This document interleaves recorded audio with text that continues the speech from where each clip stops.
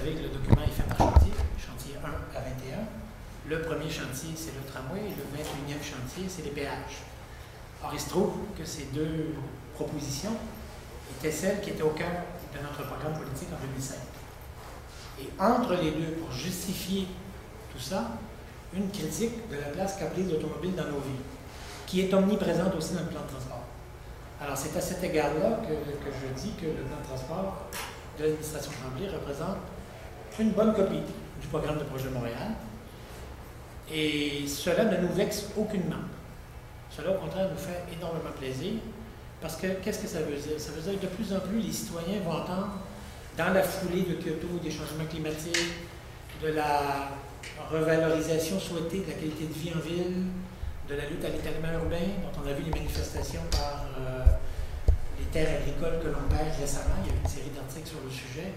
Alors, à la faveur de tous ces débats-là, les citoyens jusqu'ici persistaient à entendre deux messages.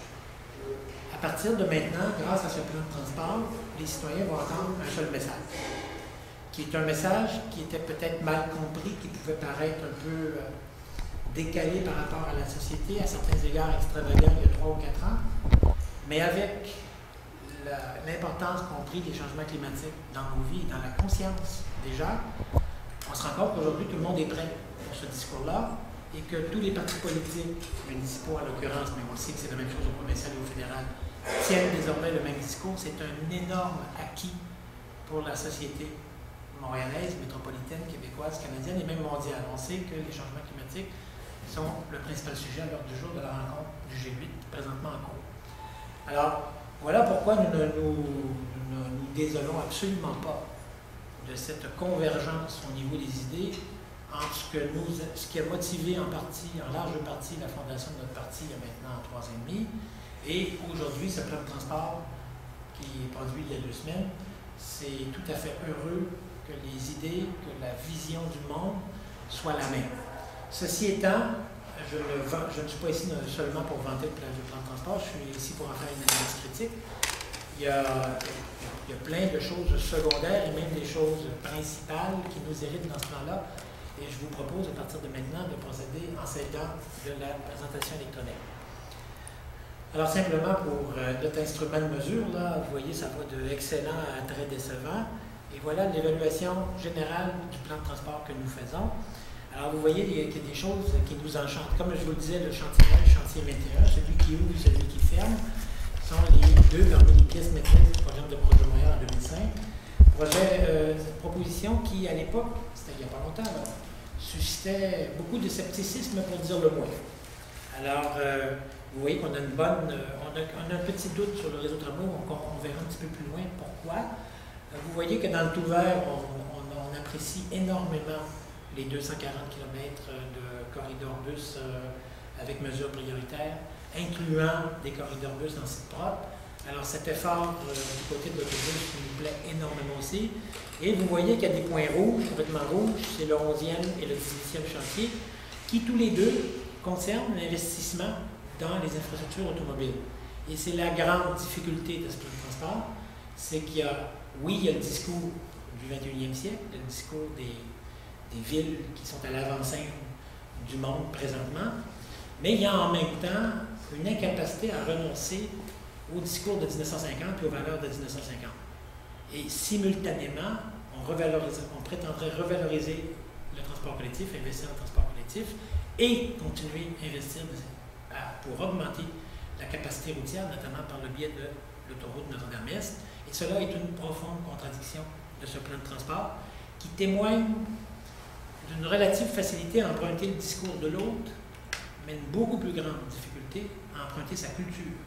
Chez nous, à Projet Montréal, c'est une culture, ce n'est pas que du discours. C'est une vision du monde, c'est un ensemble de valeurs, c'est une conception du progrès de la modernité, et c'est un choix résolu dans une direction. Voilà ce qu'on ne trouve pas dans le plan de transport. On va y aller maintenant chantier par chantier. Ici, vous avez la carte du métro, des extensions de métro et du premier réseau de tramway, le réseau initial de tramway. Alors, on voit, le réseau de tramway fait 18,7 km. Pour 985 millions, ça fait 54 millions de dollars au kilomètre. C'est cher. C'est cher pourquoi? parce qu'il y a des coûts d'entrée à la technologie du tramway, les ateliers mécaniques, le centre de contrôle, il y a plein de coûts d'entrée très dispendieux que l'on a avantage à répartir sur le plus long linéaire possible de voies, de manière à diminuer le coût au kilomètre. Le coût international est de l'ordre de 40 millions du kilomètre. Alors nous, à 53, on est nettement au-dessus du coût international. Alors il suffirait que les parties laissées pour la phase 2 et la phase 3, c'est-à-dire à la fois le Y de part et d'autre de la montagne, par Côte-des-Neiges et par du Parc, mais aussi Notre-Dame-Est, aussi Pie-Neuf et Henri Bourassa, soit réalisées d'un seul coup. C'est ce que ferait Projet Montréal. Projet Montréal lancerait les 40 km, les 40 premiers kilomètres d'un seul coup. Ceci dit, nous trouvons très intéressant l'embryon de réseau qui est proposé. Nous nous désolons qu'il y ait une première phase 1 qui soit strictement pour le Vieux-Port, une phase 2 qui soit encore insuffisante, ensuite une phase 3. Bon, tout ça est un peu laborieux au niveau de la mise en œuvre, mais c'est un excellent embryon de réseau. Quelques mots sur le tramway de la montagne, le tramway du canal de la Chine. Le document trahit, le plan de transport trahit une conception par trop récréo-touristique du retour du tramway à Montréal. D'autant que le premier qui serait réalisé serait celui qui desservirait le Vieux-Port, avant même ceux sur du Parc et Côte-des-Neiges. Alors, vous voyez, vers le Vieux-Port, sur la montagne, le long du canal de la Chine, tout cela est fort charmant. Mais le tramway, c'est quand même 40 millions de kilomètres. Peut-être un peu moins le long du canal de la Chine, peut-être du 25-30 millions de kilomètres. Mais quand on fait 11,5 km de tramway récréo-touristique le long du canal de la Chine, ça fait quand même 300 millions de dollars. Aller sur la montagne, il n'y a rien en bas de 125 millions de dollars. Alors, il nous apparaît qu'il y a une sorte de légèreté, là. Oui, c'est charmant, mais ce n'est pas prioritaire. Et la variable récréo-touristique devrait venir très loin dans l'ordre des priorités par rapport à l'amélioration de l'offre de transport à Montréal et surtout de la qualité de vie des quartiers centraux de Montréal. Alors voilà la critique que nous avons. Quant au métro, je fais d'abord remarquer, disons les choses clairement, le projet Montréal n'est pas anti-métro, loin de là, on le verra beaucoup plus loin. Mais le métro est un équipement qui a ses exigences, c'est un équipement extraordinairement performant. Ici, il est très coûteux. On doit le réserver aux environnements urbains qui justifient une demande de mobilité qui soit du même ordre de grandeur que la capacité du métro. Alors, on a déjà vu par la ligne bleue quelle est la limite d'un métro. C'est-à-dire que pour les déplacements latéraux au cœur de l'île, dans les quartiers centraux, où c'est encore très dense, 3 ou 6 voitures, avec un service aux 12 minutes, 3 ou 6 voitures plutôt que 12, suffisent à rencontrer la demande. C'est dire que déjà, avec la ligne bleue, le métro était un équipement excessif. Est-ce qu'il deviendra moins excessif quand on le projettera jusqu'à Anjou? Pas du tout. Alors, on réserve le métro pour les environnements hyperdenses. Deuxièmement, le métro marque très peu l'espace urbain. Il ne le marque que par le biais des édicules. La seule conscience qu'on a de la présence du métro, c'est les édicules, toujours hors voirie et à peu près à tous les 5 à 700 mètres dans l'espace urbain. C'est la seule marque que laisse le métro sur l'espace urbain. On le voit très bien à Laval, elles sont magnifiques les 3 nouvelles stations. Mais ces 3 incrustations hors voirie dans le paysage lavallois. Alors que le tramway a cet insigne avantage de marquer l'espace urbain sur tout son linéaire. Il coûte 4 fois moins cher. Alors jusqu'à récemment, on ne connaissait plus de technologie entre le métro et l'autobus. Si on voulait hausser le service au-dessus de l'autobus, on devait passer au métro. C'est ce qu'on a fait avec la ligne bleue. Maintenant, par bonheur, depuis 85 à Nantes, 94 à Strasbourg surtout, donc depuis grosso modo 15 ans, on dispose d'une technologie intermédiaire pour les environnements urbains intermédiaires qui vient se caler juste entre l'autobus et le tramway.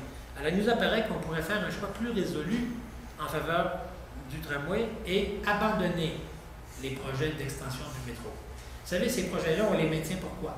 Parce qu'historiquement, on a fait des promesses à des alliés politiques. On a fait une promesse à l'allié politique, le maire de Saint-Léonard. L'autre allié politique, le maire d'Anjou. L'autre allié politique, historiquement, c'était le maire de Montréal-Nord aussi. Et là, toujours à l'ordre du jour, le maire de Saint-Laurent. Et on se croit obligé une sorte on refait ses vœux à cycle régulier et on sera obligé de promettre à nouveau, toujours, à la nouvelle personne qui représente, qui constitue l'autorité politique de ces villes, on sera obligé de lui revenir avec le métro cycliquement. Je crois qu'il faut y renoncer et regarder. Oui, je vais aller tout de suite à l'autre. Regardez ce que pour les mêmes 985 millions de dollars du prolongement du métro entre P9 et Galerie d'Anjou, ce qu'on peut faire avec le tramway. On peut installer 20 km de tramway, c'est-à-dire c'est l'intégrale du plan tramway que le projet Montréal a rendu public au début février, c'est l'intégrale pour Saint-Léonard et pour Anjou. Ils ont, ces deux villes-là, dans le méga plan de 250 km que l'on a préparé, 20 km. Ils les auraient au complet, les 20 km, pour le montant du prolongement du métro entre P9 et Galerie d'Anjou. D'une part. Deuxièmement, automatiquement, on marquerait très fortement l'espace urbain d'Anjou et de Saint-Léonard, ce qui ne serait pas fait avec le métro. Et troisième argument, le métro est un service unidirectionnel. Alors que là, vous voyez que ça va dans toutes les directions, puis c'est connecté à un réseau beaucoup plus vaste. Alors, il y aurait énormément d'avantages, même pour Saint-Léonard et pour Anjou, à opter plutôt pour le tramway que pour le métro. Là, je vais revenir ici. C'est la seule illustration qu'il y a dans le plan de transport, et là, ça explique le bémol que l'on avait dans l'évaluation générale sur le tramway. La seule illustration qu'il y a dans le document, c'est celle que vous voyez en haut. On jurerait que cette illustration-là a été mise là pour rassurer les automobilistes, pour leur dire « n'ayez crainte, rien ne changera ». Alors que si vous regardez l'image d'en bas, c'est le tramway de Reims qui est présentement en construction, et là, vous voyez le cathédrale au bout, là. Vous voyez qu'au contraire, quand on produit des images avant un projet de tramway ailleurs dans le monde, on fait tout pour rassurer les piétons et les usagers du transport collectif et les riverains que tout va changer. C'est la garantie qu'on essaie d'ancrer dans la tête des gens. N'ayez crainte, tout va changer. En mieux pour vous. Ici, on parle aux automobilistes, on leur dit « n'ayez crainte, rien ne changera ». C'est un bien mauvais message. Alors ça, c'est notre principal bémol quant au projet de tramway. S'il fallait que ce soit mal fait, on tuerait l'idée du tramway pour définitivement Montréal. Et nous, au projet Montréal, considérant l'importance que l'on accorde à cette technologie-là dans notre stratégie, notre grand projet urbain, on ne peut pas, ça nous est intolérable. Alors ça, on l'a vu. Le plan de transport n'annonce pas de réduction. Il annonce au niveau du discours qu'il va s'attaquer à l'hégémonie de l'automobile, il va viser une réduction de la place de l'automobile et tout ça, mais il n'y a pas de cible chiffrée. Quand on annonce une cible d'accroissement du transport collectif, vous savez que c'est des vases communicants. Si vous avez plus de monde dans les autobus, à la demande de mobilité donnée, si vous avez plus de monde dans les autobus dans le métro, vous allez en avoir moins forcément dans les autobus. Donc, de manière indirecte, il y a moyen de déduire quelle est leur cible automobile par l'annonce qu'ils font de l'objectif transport collectif. Et alors, j'ai bâti le modèle, vous savez que ça fait partie de mes compétences que de faire ces choses-là. Alors, j'ai bâti un modèle de mobilité à partir des infos qu'il y a sur l'accroissement du transport collectif dans le plan de transport, à savoir 8 en 2012, 26 en 2021. Et j'en ai déduit comme ça l'impact que ça aurait sur l'auto, étant entendu que tout le plan de transport serait mis en œuvre dans son intégralité, dans son esprit et dans chacune de ses composantes. Parce que là, j'ai fait des hypothèses assez osées, assez inhabituelles d'impact sur la réduction de l'automobile, parce que le programme est ambitieux, parce que le projet, le plan de transport touche à plein de choses, et j'ai assumé que tout devrait être mis en œuvre. Si c'était le cas, sachez que sur 4 nouveaux déplacements motorisés qu'il y aura dans la région de Montréal, il y en aura toujours 3 qui iront à l'automobile. Donc, l'automobile comme mode de déplacement ne reculera pas dans la région de Montréal avec ce plan-là. Au contraire, elle va continuer à aller chercher 3 nouveaux déplacements motorisés sur 4. Ça, c'est pour la grande région de Montréal, c'est ce que vous voyez à gauche. Et la part modale du transport collectif va être maintenue à son niveau actuel, 19 %. C'est ça que nous dit le plan de transport. Notre objectif sur 2021, c'est de maintenir la part modale du transport collectif. Et de gruger, de faire passer le taux de croissance des déplacements par auto de 2 qu'il est présentement à 1 %. Mais l'automobile va toujours croître, contrairement à ce que dit le plan de transport. Maintenant, quand on regarde à droite, et là, on est plus sur l'île de Montréal exclusivement, sur l'île de Montréal, le plan de transport, l'intégrale du plan de transport, va plafonner le nombre de déplacements par auto. Il va y avoir plus de monde dans les autos à cause des péages qui vont probablement être modulés au nombre de personnes présentes dans les autos, avec les corridors de covoiturage, fonction du nombre de personnes présentes dans les autos. Alors, tout ça va avoir un impact, des messages aussi, là, et ça va... Alors, le plan de transport sur l'île de Montréal nous annonce que l'automobile va plafonner à son niveau actuel. Alors, elle ne reculera pas. Il n'y aura pas moins de pollution, il n'y aura pas moins de bruit, il y aura pas, mais il n'y en aura pas plus, si on appliquait intégralement le plan de transport. Moi, je suis étonné que les experts à la disposition de la Ville, ou de l'ANT, ou du MTQ, n'aient pas mis ces considérations dans le plan de transport. Peut-être qu'ils est un peu embarrassé de les mettre. Pour moi, ils ne sont pas gênants. Déjà, de dire qu'on va plafonner les déplacements par auto sur l'île de Montréal, c'est un sapré plus, là, par rapport au modèle de référence. Mais encore, vous voyez qu'il y a l'objectif de Projet Montréal. Je vais vous en parler quelques instants parce qu'on a trop dit que Projet Montréal était le parti d'une seule idée et que son chef était obsédé par une technologie, par une bébelle qui s'appelle le tramway. J'ai même déjà entendu des gens dire que j'étais contre le métro, j'étais contre l'autobus. Alors, mettons les pendules à l'heure. Nous, ce qu'on veut à Projet Montréal, c'est que le transport collectif devienne réellement l'instrument d'une stratégie de développement urbain différente pour Montréal et pour sa région. Et cela sur une longue période. Pas durant 2 ans, 3 ans, mais durant 20, 25 ans. Alors, la cible qu'on se donne, c'est 1 milliard de déplacements par transport collectif le plus tôt possible. Ça va prendre minimum 15 ans. Ça, plus probablement 20 ans.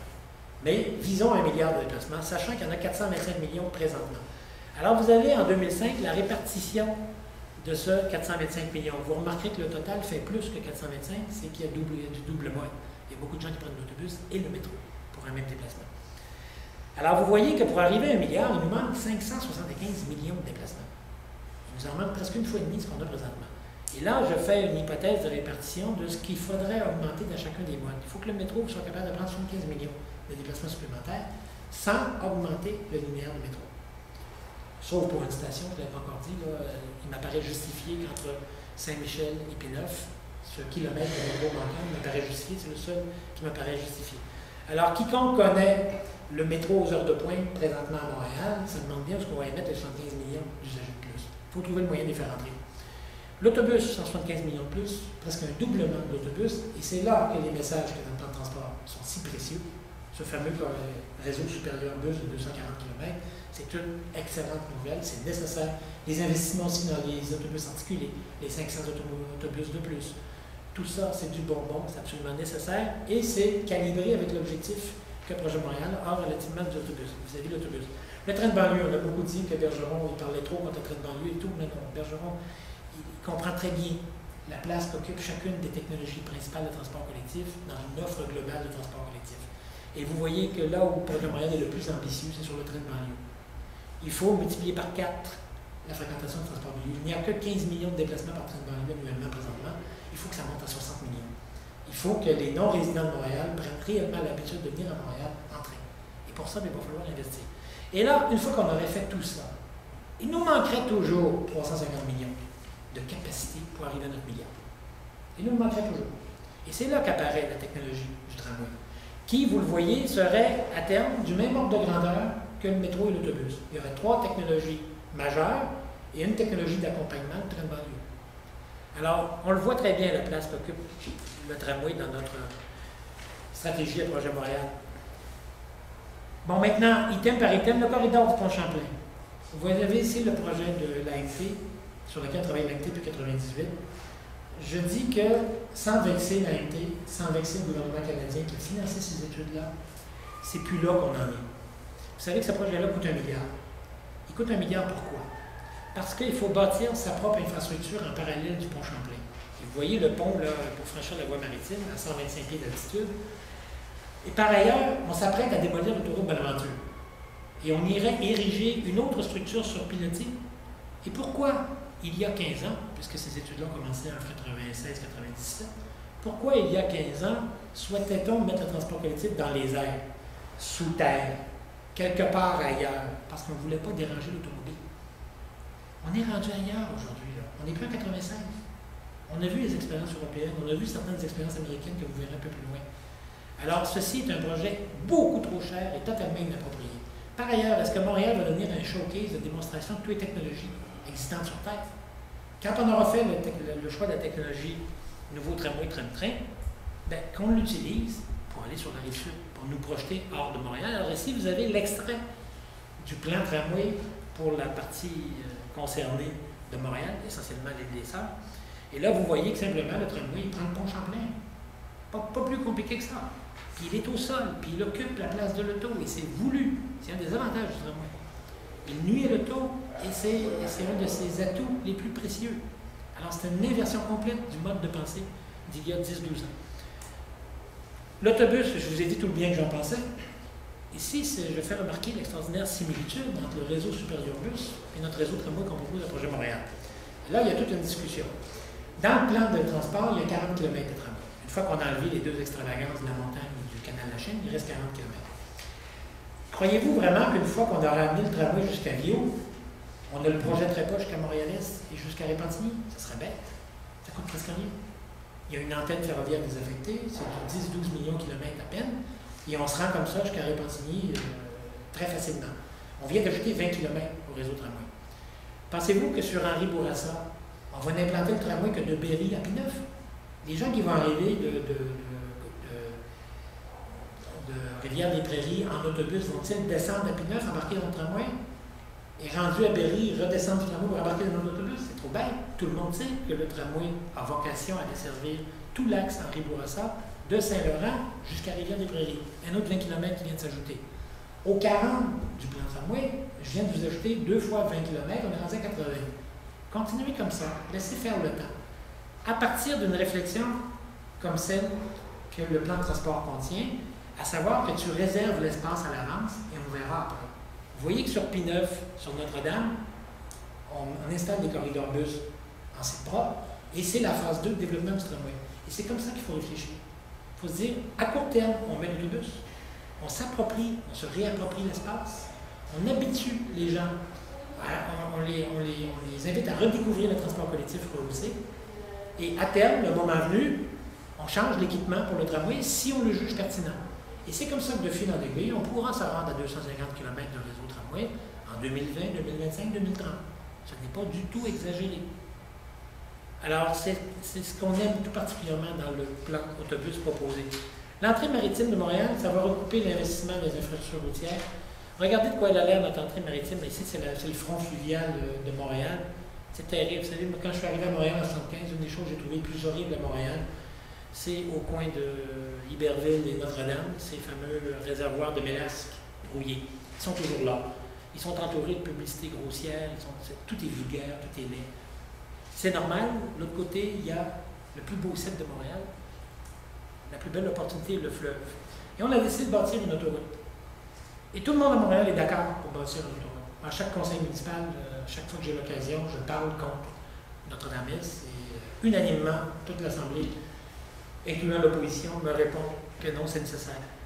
Alors, pourquoi Notre-Dame-Est? Parce que c'est un système global, incluant les deux tronçons manquants, Notre-Dame-Est et le pont de la 25, devant connecter l'est de Laval et le nord-est, la couronne nord-est au centre-ville de Montréal, pour en permettre le développement, entre guillemets.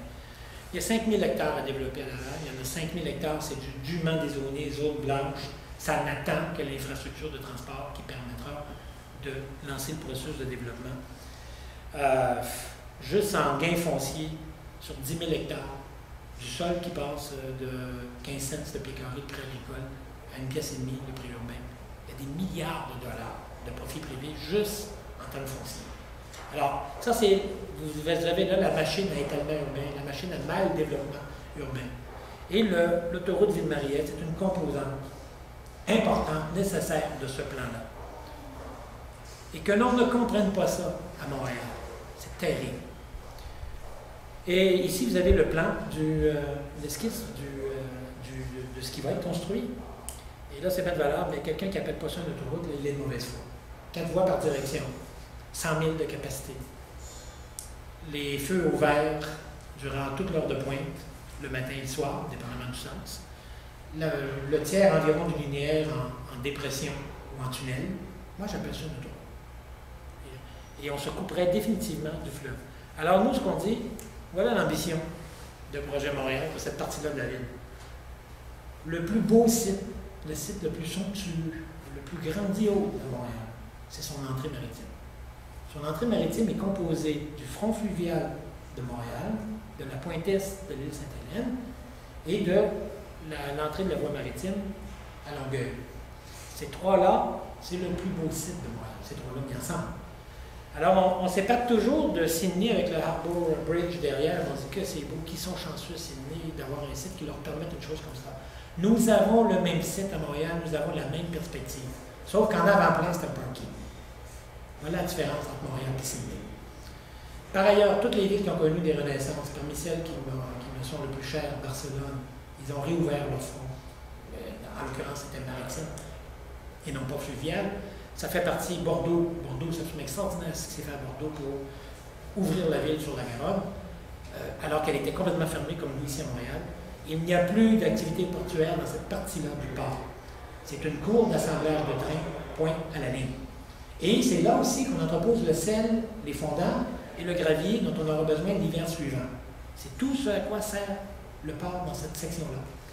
Alors nous, en s'aidant du tramway, et en trouvant ensemble une fonction qui justifie une architecture extraordinaire pour la pointe est de l'île Sainte-Hélène, un musée, n'importe quoi, un aquarium, n'importe quoi qui justifie le genre d'architecture qu'on voit à Sydney ou qu'on voit ailleurs à Bilbao ou à Seattle avec le musée du rock et ainsi de suite. On a là les plus beaux terrains de Montréal, le plus beau site de Montréal. On n'a pas le droit de le bloquer avec une autoroute. On n'a pas le droit d'y renoncer pour 50 ans à nouveau. Alors, ça nous est très très cher un projet de Montréal que cela, et c'est par ce projet-là que le plan de transport trahit son incapacité à passer à autre chose. À voir les extraordinaires opportunités dont il se prive. Imaginez-vous qu'à la place de l'Opéra de Sydney, on aurait construit un parking. Ben, c'est ce qu'on est incapable de comprendre à Montréal. Le réseau vélo, on annonce 400 km pour 7 ans. Premièrement, les 400 km qui existent déjà, reconnaissons que c'était plus facile à faire. Le tour de l'île, le canal de la Chine de part et d'autre, le canal de l'Aqueduc, la montagne. Bon, il y a du kilométrage urbain, je veux bien, mais l'essentiel du 400 km était assez facile. Le 400 km qu'on annonce, c'est du kilométrage urbain. On l'annonce pour 7 ans. Moi, je trouve ça suspect. Pareil investissement. Puis là, on va réfléchir à la notion de réseau cyclable.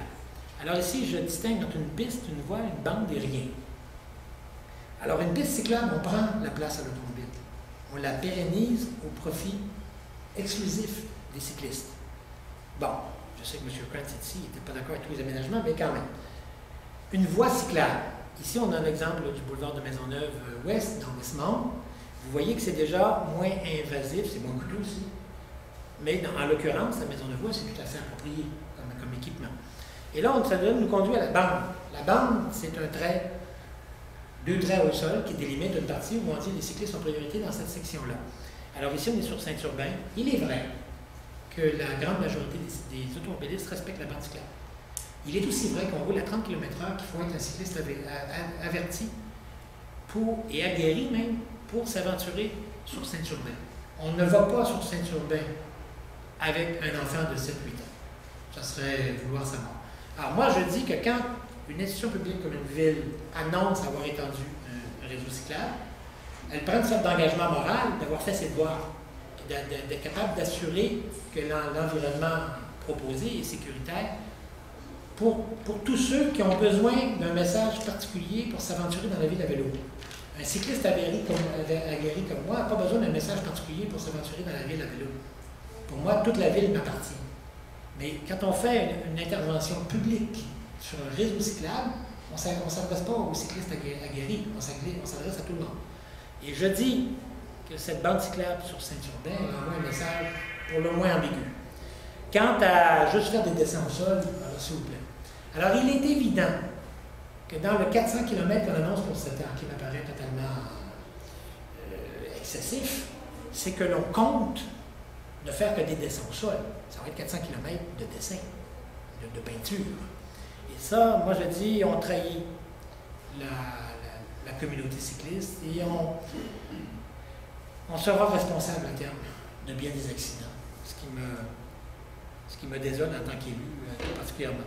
Alors moi je dis, étendons moins rapidement le réseau cyclable, faisons-le bien. Et n'ayons crainte à chaque fois de contester à l'automobile sa place dans la ville. Parce que vous voyez ici, le souci est toujours le même. Ne pas contester à l'automobile sa place dans la ville. La charte du piéton, à l'épreuve des faits, tout le discours qu'il y a dans le plan de transport sur la revalorisation de la place du piéton, la qualité urbaine et tout, moi je me dis, bon, c'est bien beau, là, c'est charmant, mais allons-y voir. Il y a un grand chantier urbain présentement en cours. Le plus grand chantier urbain, c'est Saint-Laurent. Alors, allons voir la partie qui est finie. Alors, quand on va dans la partie qui est finie, regardez ce qu'on trouve. On trouve les intersections qui sont exactement comme avant, concernant les piétons. On trouve les entrées charretières pour des commerces ayant stationnement en façade de 80 mètres à peine de l'intersection Saint-Laurent-Sainte-Catherine, maintenus. Et pas maintenus pour 5 ans, là. Quand on remet une rue à neuf comme ça, on le fait pour 50 ans. Et on trouve la nouvelle rue Saint-Laurent. Alors la partie haute, là, en bas à droite, là, c'est entre Ontario et Sherbrooke, c'est terminé là. Ça, c'est la nouvelle rue Sherbrooke. Alors, d'une part, il n'y a pas grand-chose qui a changé. Et deuxièmement, si tant est que, comme le dit le plan de transport, on va être plus soucieux du confort des piétons lorsqu'il y a des travaux, bien, ça ne paraît pas encore. Alors ça, c'est en cours présentement. La charte du piéton, elle est déjà là. C'est l'année passée qui a été rendue publique. Et le grand chantier urbain, c'est Saint-Laurent. On constate, là où les travaux sont terminés, que ça n'a rien changé. Et deuxièmement, là où les travaux sont en cours, que ça n'a non plus rien changé. La question, c'est quand est-ce que ça commence à changer quelque chose. Ici, ça c'est la Main Street, parce que Saint-Laurent c'est notre nez. Ici, c'est la Main Street de Houston, Texas. Voilà c'est quoi une artère repensée pour prioriser le transport collectif et assurer le confort et la sécurité des piétons, pour en changer la personnalité. Houston, Texas, vous avez bien compris, les cowboys, la capitale états-unienne du pétrole.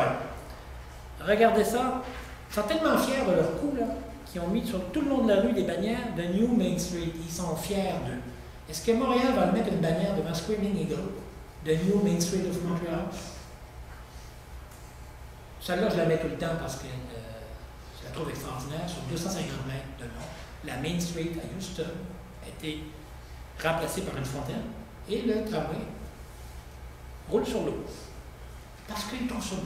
Ils voulaient changer leur ville. Bon.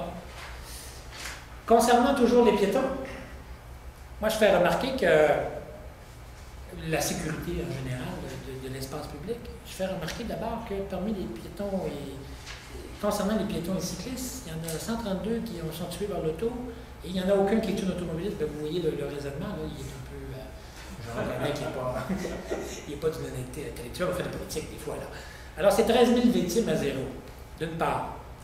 D'autre part, vous voyez les taux de croissance, d'ailleurs, c'est ce qui a convaincu l'administration de réagir l'an dernier en engageant 333 policiers de plus, en rendant public la charte du piéton. Alors, la hausse extraordinaire du nombre de tués et de blessés graves chez les piétons et cyclistes. Et cela appelait une intervention musclée. Oui, je suis d'accord. C'est comme ça qu'on est passé de 3 000 contraventions aux piétons en 2005 à 5 100 en 2006. C'est la voie de la répression des piétons, dont je vous informe, j'ai été victime moi-même il y a 3 semaines. J'ai eu une contravention pour avoir traversé sur feu rouge à une intersection. Devant une station de métro, bien entendu, les policiers se posent toujours là où il y a beaucoup de piétons. Quoi de mieux que les stations de métro? Surtout que c'est des non-automobilistes, ça nous fait payer des taxes. Nous qui n'en payons pas suffisamment, puisqu'on n'achète pas d'essence. Alors, ici, je fais remarquer simplement que le code de la route sur lequel on s'appuie pour enjoindre les piétons de traverser sur feu vert et aux intersections seulement, a été écrit spécifiquement pour permettre à l'automobile de prendre toute sa place dans la ville. Et je fais remarquer ici, j'illustre les difficultés qui en résultent pour les piétons. Alors ici, nos piétons, ils traversent sur feu vert et les autos passent devant et derrière eux tout le long de leur traversée. Alors que s'ils avaient traversé sur feu rouge avant que la lumière devienne verte pour les autres, après que la dernière auto sur Châteaubriand passée, il aurait été en parfait confort, en parfaite sécurité. C'est comme ça que j'ai eu ma contravention. Alors, si vous croyez que c'est une exagération, regardez ça ici. Vous voyez le décompte, c'est 11 secondes qui restent, ou 14 secondes. 11 secondes qui restent. Les piétons commencent à s'avancer de part et d'autre, mais ils doivent foncer dans les véhicules en mouvement qui tournent à 2 de large. Alors moi, j'ai demandé aux policiers, après avoir eu ma contravention, je lui ai fait remarquer l'inconfort dans lequel se retrouvent les piétons. J'ai dit, est-ce que les automobilistes ont réellement le droit de passer devant et derrière les piétons en simultané? Il m'a dit, ceci, le code de la route laisse cette décision à leur jugement. S'ils estiment avoir le temps de passer devant et ou derrière, ils le font. S'ils sont plusieurs à prendre cette décision simultanément, ils ont chacun le droit de le faire. Alors j'ai dit, OK, le code de la route prévoit que l'automobiliste peut user de son jugement, mais il interdit aux piétons de le faire pour traverser lorsque lui juge qu'il est en plus grande sécurité. Alors, Le code de la route, invoquer le code de la route pour la stratégie répressive qui est en cours présentement, alors qu'on enrobe le tout dans des discours bonbons sur la revalorisation de la place du piéton, c'est une partie. Donc, il faudrait corriger le tir. Parce que dans un an, si je devais reparler de ça, j'utiliserais des gros mots. Alors, voilà ce que ça veut dire, réaménager les intersections en ayant le souci du piéton. Il n'y a pas juste la loi qu'il faut refaire, non? Il faut repenser un peu plus à l'avantage du piéton, le code de la route. Il faudrait peut-être faire le code du piéton. Il y a aussi physiquement, il faut changer l'espace. Et je fais remarquer qu'à Westmount, à Ville-Mont-Royal, à Notre-Dame-de-Grâce, à Outremont, c'est bizarre. On a sécurisé les intersections, on les a rendues plus confortables. Comment c'est qu'on ne le fait pas ailleurs dans la ville? Et ici, je m'amuse, je pensais à ça hier après-midi, je fais absolument, je joue ça. Après une tempête de neige, promenez-vous dans la ville et vous allez voir comment devraient être configurées les intersections. C'est-à-dire le minimum nécessaire pour que le système auto fonctionne et laissant le maximum de place aux piétons. Alors, vous avez simplement à prendre une photo comme ça, à chaque intersection après une tempête de neige. Vous attendez 12 heures que les traces se fassent, là. Prenez une photo, puis réaménagez l'intersection exactement comme ça. Tous les autos vont pouvoir passer, tous les camions, les autobus, tout peut passer parce qu'en 12, 15 heures, 24 heures, tous les véhicules qui avaient à passer sont passés. Alors, vous voyez le tracé là à gauche, là? Tous les camions, les véhicules peuvent tous passer là. Alors, pourquoi l'été, cette intersection est 4 fois plus large? Bon, nous, on va plus loin que de dire qu'il ne faut pas bâtir Notre-Dame, il ne faut pas bâtir Pierrefonds, le boulevard Pierrefonds dans l'Ouest. Il faut que la volonté de réduire la place de l'auto dans la ville soit jumelée à une initiative de réduction de la capacité du réseau routier.